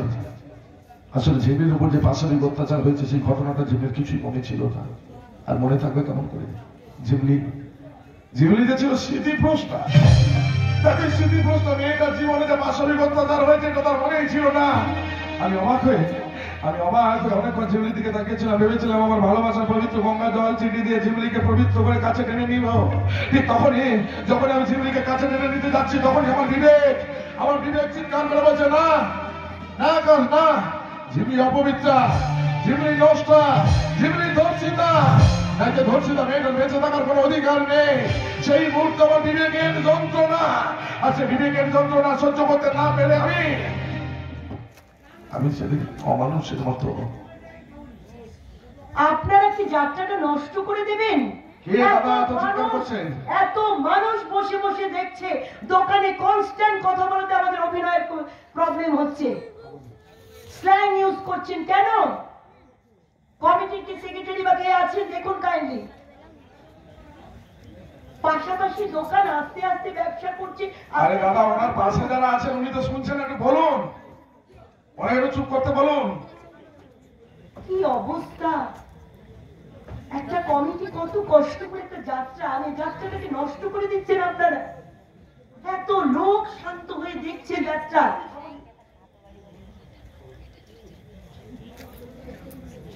আমি ইশারা করছি তাও বুঝছেন না। ক্ষমা করবেন, আসলে দূরে কথা বলতে তো এমন সেনসিটিভ জায়গা আছে, এই সংলাপগুলো একটু এদিক ওদিক হয়ে গেলে মুশকিল হয়ে যায় আর কি। আমি আর বিবেকের যন্ত্রণা সহ্য করতে পারিনি, আর বিবেকের যন্ত্রণা সহ্য করতে না পেরে সেদিন আমি অমানুষের মতো আমার বাগদত্তা ঝিমলি গলা টিপে আমি নিজের হাতে মেরে ফেলেছিলাম। জঘন্য কাজটা তুমি নিজের হাতে করতে পারলে আকাশ। বিবেকের যন্ত্রণা যে বড় যন্ত্রণা বৃষ্টি দেবী, বিবেকের যন্ত্রণা সহ্য করতে পারিনি বলেই তো সেদিন ঝিমুলিকে আমি নিজের হাতে মেরে ফেলেছিলাম। আর ঝিমুলিকে মেরে ফেলার পর সবার অলক্ষে সেই ডেড বডিটা একটা বস্তার মধ্যে ভরে আমি নিজে কাঁধে করে নিয়ে গিয়ে ওই হুগলি নদীর জলে ভাসিয়ে দিয়েছিলাম। আকাশ, একটা সত্যি কথা বলবে আকাশ? প্রকৃত ঝিমুলিকে তুমি ভালোবাসতে? ভালোবাসার মানুষকে কেউ গলা টিপে মেরে ফেলতে পারে? তুমি একটা কাপুরুষ, তুমি একটা কাপুরুষ। আমি নিজের হাতে মেরেছি, কেন মারবো না? আমি তো ঝিমলিকে আমার জীবনের থেকে বেশি ভালোবাসি বলেই তো আমি নিজের হাতে মেরেছিলাম, কেন মারবো না? আজকের দিনে এই সমাজে কোনো ধর্ষিতা মেয়ের মাথা উঁচু করে বেঁচে থাকার কোনো অধিকার নেই। কারণ এই সমাজ, এই নোংরা পুরুষ শাসিত সমাজে যতগুলো মহিলারা ধর্ষিতা হয়েছে তারা কেউ মাথা উঁচু করে বাঁচতে পারে না। লজ্জায় ঘৃণায় কেউ নিজে নিজে আত্মহত্যা করেছে, আবার কেউ বা মাথা নিচু করে সারাটা জীবন অন্ধকারের মধ্যে জীবন যাপন করেছে। আমার ঝিমলি তো হয়েছিল ধর্ষিতা। আজকের এই পুরুষ শাসিত নোংরা সমাজে শুধু আমার বাবা নয়, আমার বাবার মতো শত শত অমানুষ ঘুরে বেড়াচ্ছে যারা ঝিমলির মতো অসহায় মেয়েকে করছে ধর্ষণ। এই সমাজে আমার ভাইয়ের মতো জটা বারুদের মতো নেতা মস্তানরা ঘুরে বেড়াচ্ছে যারা এই ঝিমলির অসহায়তা সুযোগ নিয়ে খুবলে খাবে। এত ভালোবাসি বলেই তো এই নোংরা পুরুষ শাসিত সমাজের বুক থেকে ঝিমলি নামক ধর্ষিতাকে আমি গলা টিপে মেরে উপরে পাঠিয়ে দিয়ে আমি তাকে মুক্তি দিয়েছিলাম। চির মুক্তি, মুক্তি, মুক্তি। Thanks, many thanks. আমার উপর মিষ্টিকে এই সমাজ থেকে মুক্তি দেওয়ার জন্য অশেষ ধন্যবাদ। না না সেদিন না ধন্যবাদ তার মতো আমি কোনো কাজ করিনি। ভালোবাসার ধরে একটা নয় আমি দুটো খুন করেছি। সেদিন ঝিমলি ডেড বাড়িটাকে হুগলি নদীর জলে ভাসিয়ে দেওয়ার পর সেখান থেকে পালিয়ে গেছিলাম। ভেবেছিলাম জীবনে কোনোদিন মুখার্জি বাড়িতে ফিরে আসবো না, কিন্তু ঝিমলির স্মৃতি আমাকে তাড়া করে ফেলেছিল। তাই তো 6 মাস পর আবার একটা পূর্ণিমা তিথিতে আমি ফকির সাহেবের ছদ্মবেশ ধারণ করে আমার বাড়িতে ফিরে এসেছিলাম। আর ফিরে এসে দেখেছিলাম ওই বাবা নামের অমানুষ চরিত্রহীনটাকে, যাকে দেখে আমি সহ্য করতে পারিনি বলে সেই দিন ওই জানোয়ারের গলায় একটা সোনার চেন জড়িয়ে আমি নিজে ওই জানোয়ারটাকে মেরে ফেলেছিলাম।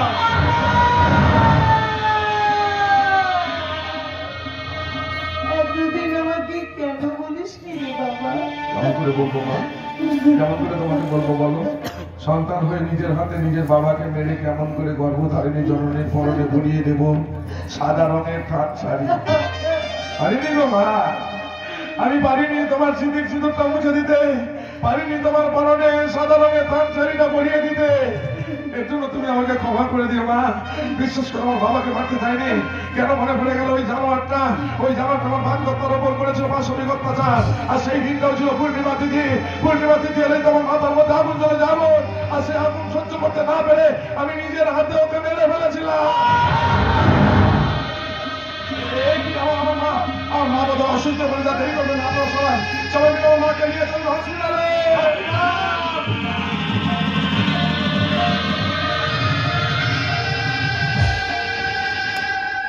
হসপিটাল হসপিটাল হসপিটাল শয়তান হাকাস মুখার্জি, তুমি জানো আমার মাকে হসপিটালে পাঠিয়েছো।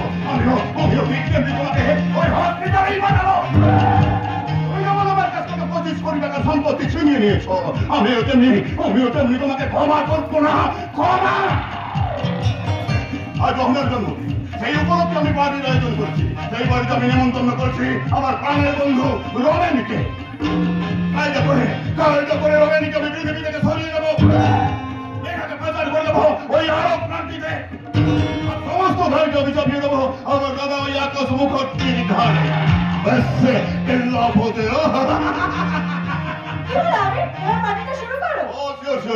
নিমন্ত্রিত অতিথিরা এলেই তো পার্টিটা শুরু করে দেবো। আর বৌদির বার্থডে বাড়িতে পার্টিসিপেট করতে পৌঁছে গেছে তোর একমাত্র বন্ধু রমেন। ও রমেন, সেদিনের জন্য তুই আমাকে ক্ষমা করে দিস তো বন্ধু। আমিও তোমার পার্টিতে এসে হাজির হয়েছি। Sorry for that day.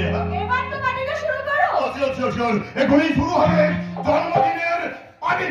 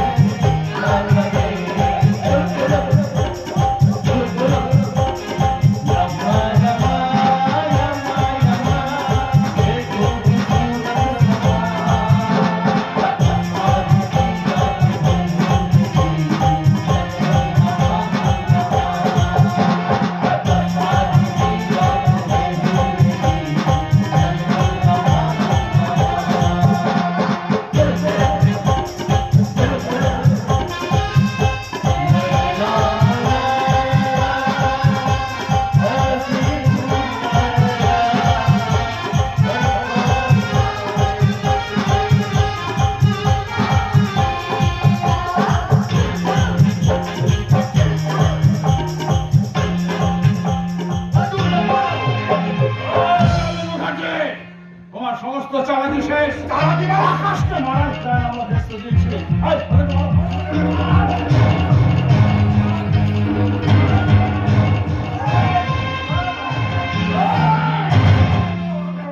আমি ক্ষমা চেয়ে নিচ্ছি।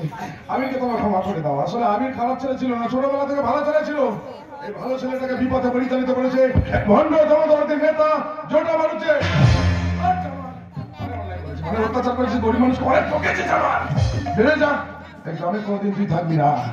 তুই একটা ভণ্ড ভণ্ড ভণ্ড।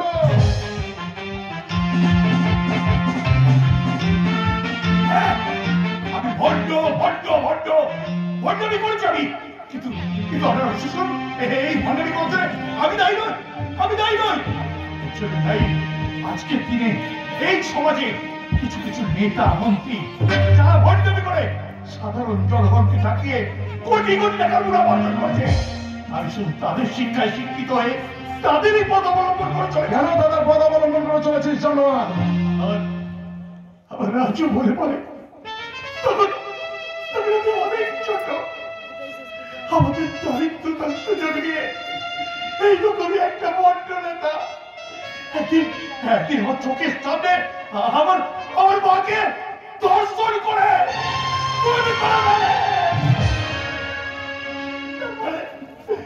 তারপরে মায়ের দেহটা কথাকে নিয়ে যাওয়ার পর আমি আমার মায়ের মুখে আলো দিতে প্রতিজ্ঞা করেছিলাম একদিন একদিন আমি এত ভট্টরা খাবো, আমিও সাধারণ লোককে খাবো। তারপর তিনি ওই গ্রাম ছেড়ে অন্য রূপ ধারণ করে তোমাদের এখানে চলে আসি। তোমাদের সাথে আমি অনেক অন্যায় অভিযোগ করেছি, তোমরা আমাকে তোর ক্ষমা নেই। যে তোর প্রতি খারাপ ব্যবহার করেছিল তার প্রতি প্রতিশোধ না নিয়ে জনগণকে ঠকিয়েছিস। বাইরে অগণিত জনতার দল অপেক্ষা করছে, যা সারা গ্রামের মানুষের কাছে ক্ষমাটা চেয়ে নিয়ে জানো। আমি গিয়ে সবাইকার কাছে হাত জোর করে ক্ষমা চেয়ে নেবো, তারা যে শাস্তি দেবে আমি সেই শাস্তি পাল্লা পেতে নেব। এবারে শয়তান আবির্ভাব হয়েছে, কি হবে? কি বললো আমার শয়তান? আগে তুমি শয়তান বলে তোমার মনে রাখা উচিত, যাকে তুমি শয়তান বলছো ওই শয়তানটা হলো তোমার স্বামী। আমি ওকে স্বামী বলে মানি না, একটা চরিত্রহীন। দাদা আর কোনো কথা বলবে না, আর কোনো কথা না বলে এই মুহূর্তে আমি পায়ে ধরে ক্ষমা চাও। আমি বলছি ক্ষমা চাও। দাদা তুই আমাকে ক্ষমা করে দে দাদা। বলে না না রে ভাই, না আমার কাছে নয়, যাদের যাদের উপর অত্যাচার করছি তারা সবাই আছে, যা তাদের সবার সামনে গিয়ে ক্ষমাটা চেয়ে নিন। আপনারা সবাই আমাকে ক্ষমা করুন, তুমিও আমাকে ক্ষমা করে দাও। আমি তোমার উপর অনেক অন্যায় করেছি, আমি তোমার থেকে ক্ষমা চাইছি। আর দেরি করিস না রে ভাই, আর দেরি করিস না। মিলনের এই সন্ধিক্ষণে দাঁড়িয়ে বেশিক্ষণ অপেক্ষা করিস না। মাকে হসপিটাল থেকে সুস্থ করে বাড়িতে এনেছি, যা মাকে নিয়ে মাকে দেখে পুরুষ ঠাকুরটা হিন্দু শাস্ত্র অনুযায়ী মায়ের পরন থেকে সদবার পোশাকটা খুলে দিয়ে আজকে যে বিধবা থান শাড়িটা পরিয়ে দিতে হবে, থান শাড়িটা পরিয়ে দিতে হবে, যা মাকে দেখে আমি যাচ্ছি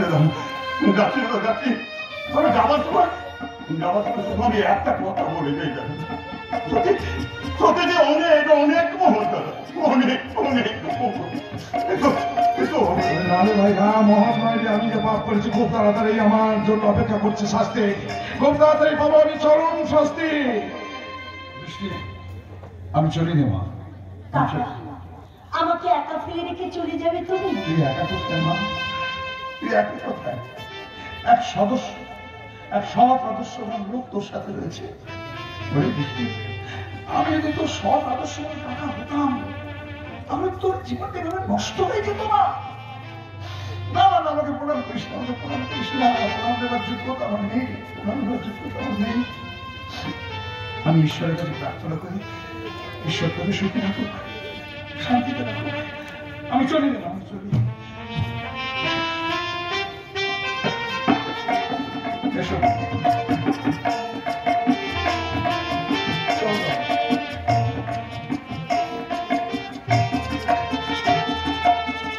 মিষ্টি, ভালোবাসা কখনো হারিয়ে যায় না। ঈশ্বরের কাছে প্রার্থনা করি তোমরা দুজনে সুখী থেকো, ভালো থেকো, আনন্দে থেকো।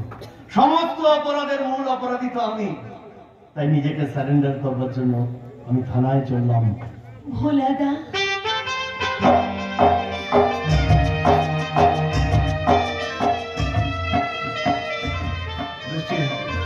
আর দেরি করা যাবে না, এবার তো আমার অপরাধের শাস্তি ভোগ করতে যেতে হবে। আমার মাকে তুমি দেখো, আমি চলে যাবো। দাঁড়া, যাবার আগে আমার শেষ ইচ্ছেটা পূরণ করে দিয়ে যা। তোমার আবার শেষ ইচ্ছে কি মা? আমার স্মৃতির সিঁদুর নিয়ে তুই বৃষ্টির স্মৃতিতে পরিয়ে দে। না না না, এটা হয় না, এই সমাজ সংসার এটা কেউ মানবে না। সমাজ? কিসের সমাজ? যে সমাজে বাবা তার নিজের ছেলের বাগদত্তার উপরে পাশবিক অত্যাচার করে, সেই নোংরা সমাজে রীতিনীতি আমি কিচ্ছু মানি না, মানি না। মা বৃষ্টি, আমার এই খুনি আসামি ছেলেকে নিয়ে ঘর বাঁধতে পারবে? মা, মা গো, ঘর বাঁধা কাকে বলে তা তো আমার জানা নেই। তুমি আমাকে আশীর্বাদ করো, তোমার আশীর্বাদ পাথেয় করে বাঁধবো তোমার ছেলের সাথে ঘর। কিন্তু বৃষ্টি, বৃষ্টি, আমি তো একজন খুনি আসামি, এ কথা জেনেও হলেও তুমি আমার কাছে অনেক দামি গো, অনেক দামি। বৃষ্টি, তুই আমার কথা শুনবি না? না মা, না, আমি শুনবো না। আমার প্রস্তাবে রাজি হবি না? রাজি হবো না। তুই যদি আমার প্রস্তাবে রাজি না হস, তাহলে তুই আমার মরা মুখ দেখবি। বলো মা, এত বড় কথা তুমি বলতে পারবে না। মা, এই সমাজ সংসার আমাকে কি বলবে জানি না। হিন্দু শাস্ত্র অনুযায়ী মায়ের স্মৃতির সিঁদুর নিয়ে ভালোবাসা স্মৃতিতে পরিয়ে দেওয়া যায় কিনা আমার জানা নেই। এই সমাজের গণ্যমান্য ব্যক্তিরা যদি আমার কাছে কোনো প্রশ্ন করে, আমি কোনো উত্তর দিতে পারবো না। শুধুমাত্র আমার মমতাময়ী মায়ের জীবন বাঁচানোর জন্য আজ আমি মা গো, তোমার কথা রাখতে, তোমার জীবন বাঁচাতে, আজ তোমার স্মৃতির সিঁদুরটা নিয়ে আমি বৃষ্টির স্মৃতিতে পড়িয়ে দিয়ে এঁকে দেবো ভালোবাসার নাম। কি করেছে আমার ছেলে আকাশ? কাল সকালে আকাশ মুখার্জি থানায় ফোন করে জবানবন্দি দিয়েছেন। তাই বড়বাবুর অর্ডার অনুযায়ী দুটো খেয়ে রবে রেখে আকাশ মুখার্জিকে আমি অ্যারেস্ট করতে বাধ্য হলাম। অফিসার, যদি কিছু মনে না করেন একটু গাড়ি থেকে ওয়েট করবেন, আমার মায়ের সঙ্গে কিছু কথা বলে এক্ষুনি আসবো। ওকে, আমি বাইরে গাড়িতে অপেক্ষা করছি, তাড়াতাড়ি চলে আসুন। কেমন? না, আমার ছেলেকে আমি কোথাও যেতে দেব না। হবে না বাবা, আমি যে অন্যায় করেছি, অন্যায় সেই অন্যায়ের শাস্তি তোমাকে পেতেই হবে মা। না, তুই কোনো অন্যায় করিসনি। তুই যে অন্যায় করেছিস তার জন্য দায়ী ওই নরপশু চরিত্রহীনটা, যার দেয়া শাখা সিঁদুর করে সমাজে এও পিছনে আমি ঘুরে বেড়াচ্ছি।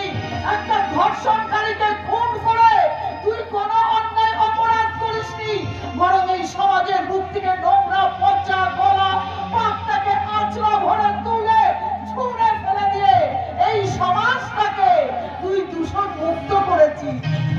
বাবা, ছোট্ট একটা অনুরোধ রাখবি? অনুরোধ কেন বলছো মা, বলো আদেশ। আমার স্মৃতি সিঁদুর মুছে দিয়ে হাতের শাখা দুটো ভেঙে দিবি। সাক্ষী করে দেবতা জ্ঞানে যাকে পুজো করতাম, সে যে এত বড় নরপশু চরিত্রহীন বুঝতে পারিনি।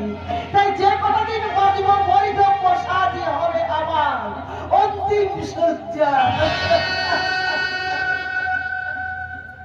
নিয়তির নিষ্ঠুর পরিহাস। একজন ধর্ষণকারী পিতাকে তার পুত্র নিজের হাতে খুন করে সেই পুত্রই মায়ের স্মৃতির সিঁদুর মুছে হাতের শাখা পলা ভেঙে দেবে। এটা আমাদের সবাইকে দাঁড়িয়ে দাঁড়িয়ে দেখতে হবে। ঈশ্বর, পাপ করেছি না? আমি তো পাপ করেছি, পাপ। এই হাত দিয়ে তো নিজের জন্মদাতা বাবাকে মেরেছিলাম। আর তাই তো পাপের প্রায়শ্চিত্ত করতে আজ এই হাত দিয়ে মায়ের স্মৃতির সিঁদুর মুছে দিয়ে হাতে শাখাগুলো খুলে দিতে হবে। ঈশ্বর, আর মায়ের জীবন বাঁচাতে, মায়ের শেষ ইচ্ছে পূরণ করতে মায়ের স্মৃতির সিঁদুর মুছে দিতে চললাম।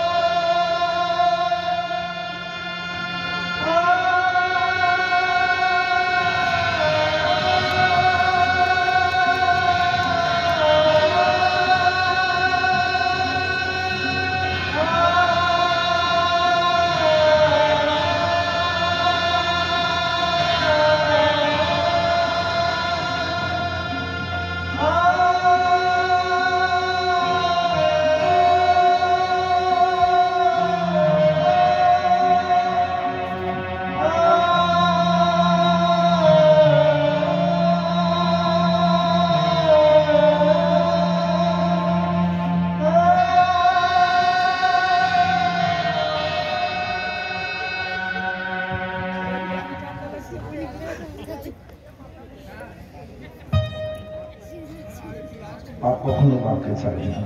আমি পাপ করেছিলাম, আমার মাকে শাস্তি ভোগ করতে হবে। ঈশ্বর, আরে আমাকে অপরাধী, আমার জন্য আমার মাকে আজ এত বড় শাস্তি ভোগ করতে হলো। না না না, দেরি করবো না, এই মুহূর্তে আমাকে চলে যেতে হবে অন্ধকার জেলখানায়। যাবো যাবো, সারাটা জীবন পাপের প্রায়শ্চিত্ত করবো ওই অন্ধকার যে। একটা দিনের জন্য যদি তুমি আমাকে ভালোবেসে থাকো, তাহলে তোমার সেই ভালোবাসার পূর্ণ মর্যাদা দিতে আজ এই যাবার পথে আমি তোমার কাছে অনুমতি চাইছি। তুমি আমাকে যাওয়ার অনুমতি দাও। আমি অনুমতি দেওয়ার কি আকাশ? আমি তো নিজেই একটা অভাগী। সেই 15 বছর বয়স থেকে বাবা মা ছোট বোনকে খুঁজতে খুঁজতে আমি যে বড় ক্লান্ত হয়ে গেছি গো। এই সংসার বাধাটাই আমার আর এই জন্মে হলো না গো। সংসার বাধাটাই আমার এই জন্মে হলো না। কাকে নিয়ে সংসার বাঁধলে তুমি? এমন ভাগ্য আমার। দেখো, কোন একটা পূর্ণিমা তিথিতে আমার বাগদত্তার উপর হয়েছিল পাশবিক অত্যাচার। আবার ঠিক 6 মাস পর আবার একটা পূর্ণিমা তিথিতে নিজের হাতে নিজে জন্মদাতা বাবাকে মেরে ফেললাম। আবার ঠিক তার 6 মাস পরে আবার একটা পূর্ণিমা তিথিতে নিজের হাতে নিজের গর্ভধারিণী জননীর স্মৃতির সিঁদুরটা মুছে দিয়ে হাতের শাখাগুলো খুলে দিলাম। আর এই পূর্ণিমা তিথিতে তোমাকে ছেড়ে আমাকে চলে যেতে হচ্ছে অন্ধকার জেলখানা। আসলে কি জানো দৃষ্টি, এই পৃথিবীর বুকে যখন পূর্ণিমা তিথি আসে, তখন পৃথিবীর সবাই বলে পূর্ণিমা তিথি মানে শুভ তিথি, এটা আশীর্বাদের তিথি। এই সমাজের বুকে পূর্ণিমা তিথিটা আশীর্বাদের তিথি হলেও এমনই ভাগ্য আমার। দেখো, আমার জীবনে পূর্ণিমা তিথিটা বারে বারে আছে আশীর্বাদ নিয়ে নয় গো, অভিশাপ নিয়ে আছে। অভিশাপ পূর্ণিমা তিথিতে আমার জীবনে অভিশপ্ত তিথি, অভিশপ্ত তিথি। হাই ঈশ্বর, পুড়ে যাওয়া ছাইয়ের ভেতর জেগে ওঠা ফিনিক্স পাখি, আমি আজও মৃত্যু মেরে বাঁচতে জানি গো, মৃত্যু মেরে বাঁচতে জানি, মৃত্যু মেরে বাঁচতে জানি। মায়ায় গোড়ায় সংসারে, মায়ায় গোড়ায় সংসারে, কেউ শিখি মিছিল কেন কাঁদেছি নদী, মিছিল কেন কাঁদেছি নদী, মায়ায় গড়ায় সংসারে, মায়ায় গড়ায় সংসারে, কেউ আছে কেউ জানে, মিছিল কেন কাঁদেছি নদী, কেন নদী যদি জানে আমন করে বাঁধন ছিঁড়ে যাইছে, যদি জানে আমন করে বাঁধন ছিঁড়ে যাইছে, টাকা শিখে যেতে হবে, টাকা শিখে যেতে হবে, মাটির ঘরে নিচে কেন নদী, নিচে কেন